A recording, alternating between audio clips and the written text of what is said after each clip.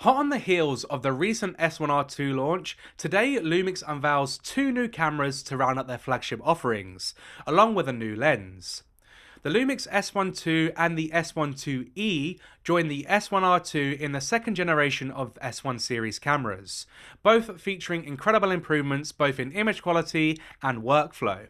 In this video, I'll be focusing mainly on the S1II and the brand new 24-60 f2.8, as they're the products I've had in my hands for the last few weeks. But I'll make another video highlighting the key differences between the S1II and the S1II, where the E model sits in the lineup, and how it compares to the S5II series cameras as well. If I've managed to make that video by embargo, I'll link it both down below and in the cards now. There's one new feature that I've never seen before on any other Lumix camera, or any other brand of camera actually, and while it's not as glitzy and glamorous as some of the other specs that of course I'll go through first, you should definitely stick around to find out how the S1II could become a workflow powerhouse for you. As always, I'll be as thorough as I possibly can and will leave timestamps in the description below. Getting straight into it, the S1II will retail for £2,899 or $3,199, I guess depending on what the tariffs are doing, and will be available from June 2025. It features a 24 megapixel partially stacked sensor, and Panasonic are claiming you can pull up to 15 stops of dynamic range from this camera, the highest of any Lumix to exist. The partially stacked sensor allows for faster readout speeds, and therefore your rolling shutter performance will be drastically improved compared to the S5II series cameras, as well as the recently announced S1R2. I had a chat with the Lumix engineers about this, and while they didn't give me an exact readout speed in milliseconds for this camera, they did say it would be about half of what the S1R2 scores in the corresponding resolution and frame rate. They didn't hold back in that regard either, so grab a drink and get settled in while I rattle through the list. The S1II can shoot 6K 10-bit open gate video at up to 25 frames per second. If you want to get 60 frames per second in open gate, then you have to reduce your resolution very slightly to 5.1K.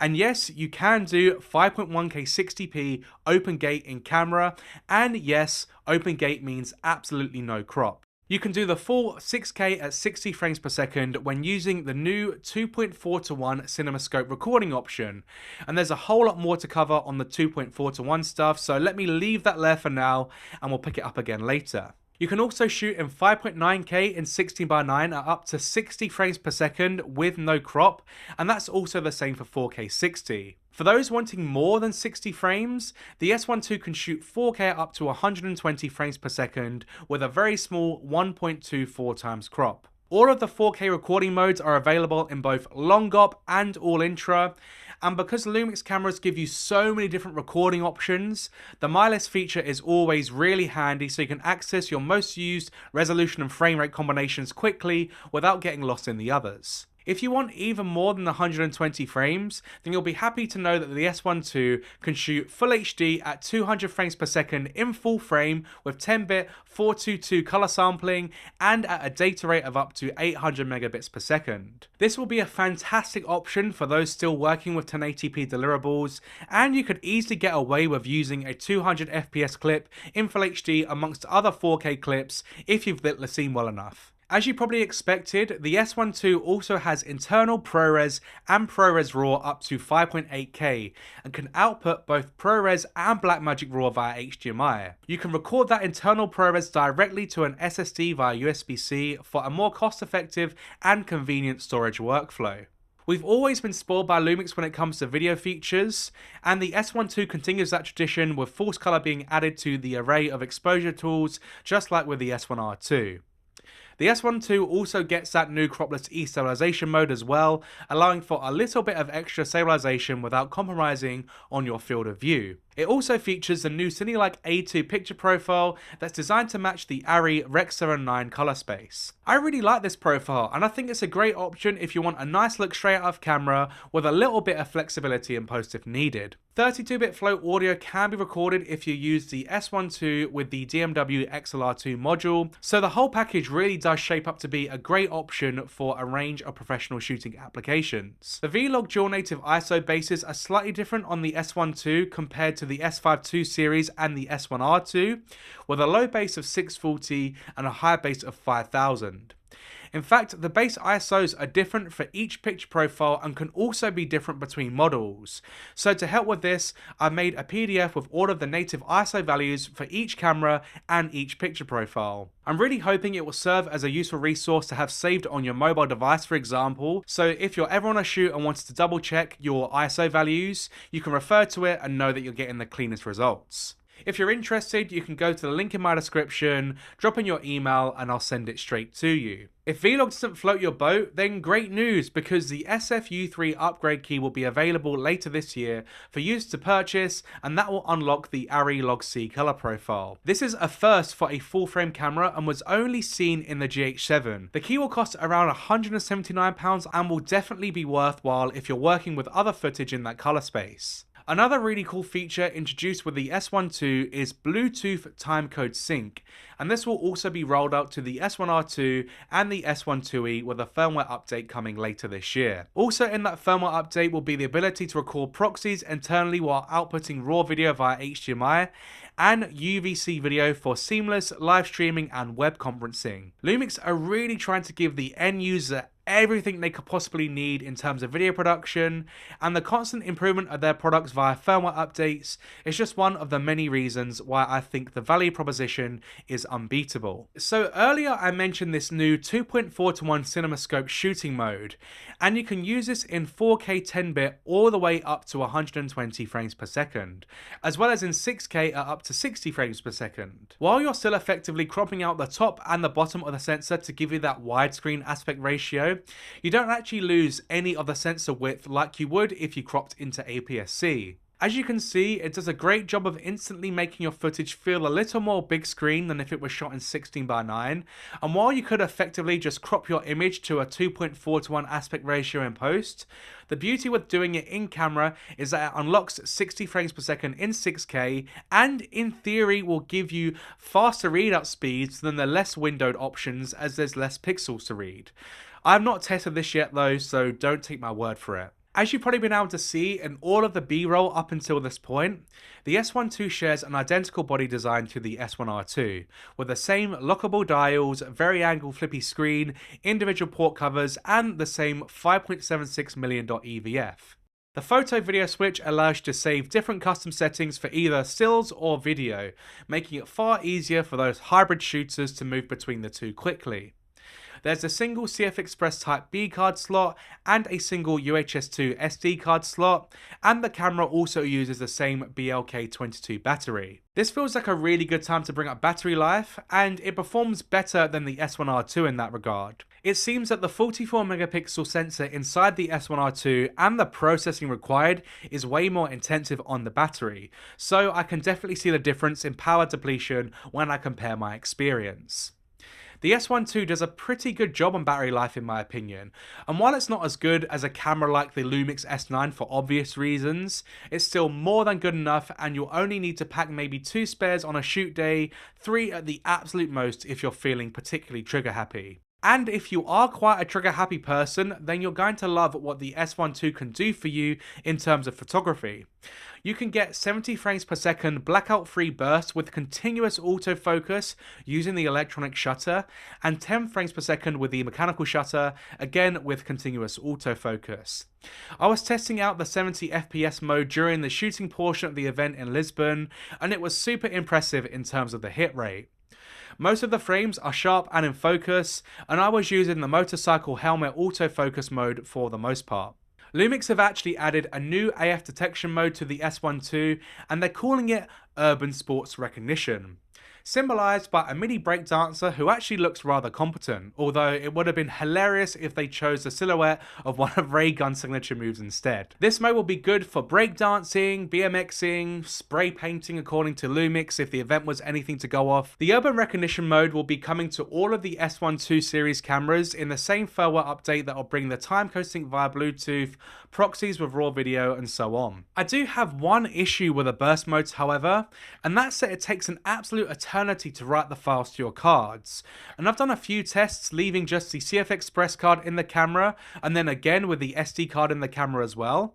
I thought that maybe the slower media type was slowing me down, but the difference in how quick the buffer replenishes itself is actually quite minimal. So while it's amazing being able to rattle off that many shots in quick succession, just be sure that you're using the majority of that buffer for a good bit of action. Otherwise, you may be standing there like a lemon waiting for your images to read when the really cool stuff starts happening. Another huge addition to the S1II for photographers is the ability to shoot in HEIF and HEIF HLG as an alternative to JPEG.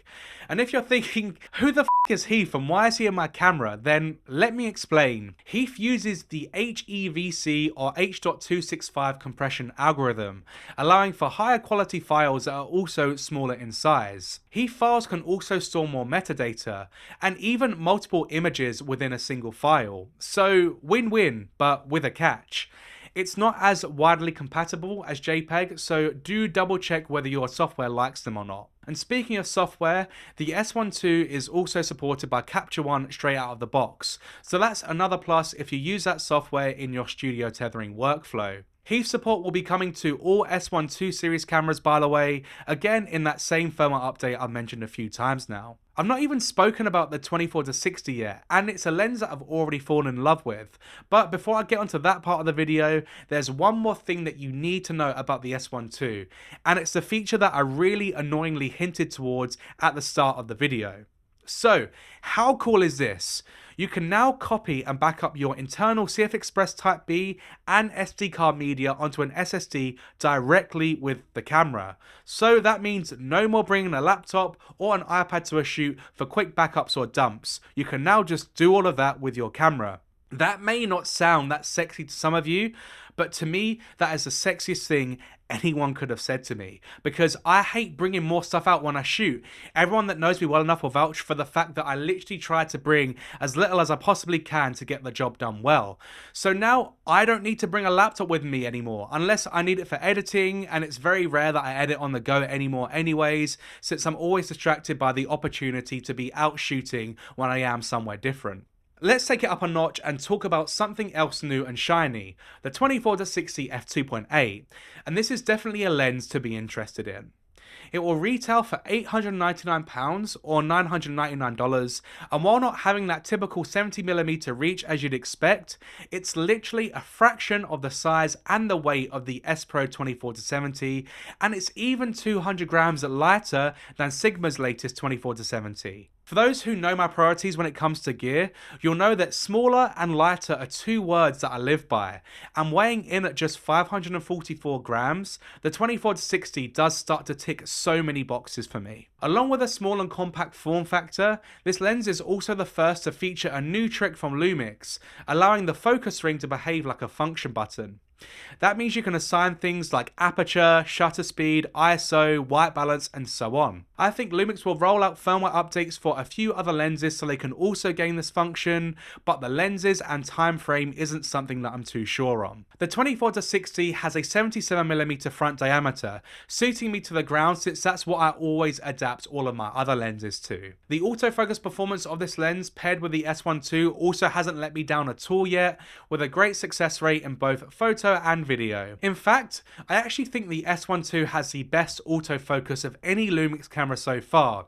It just seems more sure of itself in every single detection mode that I've tested it in. Most, if not all, of the footage and example photos in this video were taken using the 24-60 f2.8, so hopefully they'll give you a good idea of what to expect in terms of image quality.